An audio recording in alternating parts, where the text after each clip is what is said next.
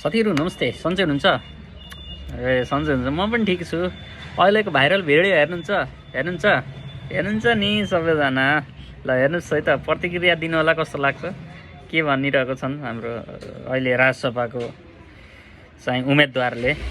एकचोटि सुन्नुहोस् है त। फेरि यो होइन भन्छन्, आफूले बोलेको होइन भन्छन्, त्यो भिडियो हेर्नुहोस् न। मटन खानु पाउनु छ नि, त्यसले पनि गाई खान किन नपाउनु? त्यसलाई रोक्नुपर्ने कारण के छ यसमा? विरोध गर्नुपर्ने कारण के छ यसमा? गाई राष्ट्रिय जनावर हो भने गोरुले चाहिँ के अपराध गरेको छ कि गोरु जनावर राष्ट्रिय जनावर होइन त? कुकुर पनि त राष्ट्रिय जनावर हो त। यो राष्ट्रभित्र भएका जनावर त सबै राष्ट्रिय जनावर हुन् होइन? बाख्रा पनि त राष्ट्रिय जनावर होला त, कुखुरा पनि त राष्ट्रिय पन्छी होला उसमा। त्यसैले के हो भने राज्यले आफू अनुकूल व्याख्या गरेर यो ठिक यो बेठिक भनिनु हुँदैन।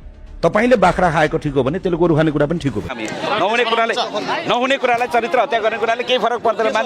मान्छे मारेर आएका छन् होइन, मान्छे काटेर आएका छन्, गाई पोलेर आएका छन्, भैँसी पोलेर आएका छन्, संसार ध्वस्त पारेर आएका छन् मान्छे। त्यसैले हामी त्यो पक्षमा छैनौँ। म कुनै पनि दिन म भेजिटेरियन भएको नाताले पनि, सन्यासी हुनुको नाताले पनि म त्यो पक्षमा छैन। तर मान्छेको चरित्र हत्या गर्ने ढङ्गले जे भनिएको छ त्यसले केही फरक पर्दैन। जेन्जी मारेको बिर्सेका छैनन् होइन। मैले फेरि पनि भने त, म आफै खाँदिनँ भने म किन प्रमोट गर्छु भनेको?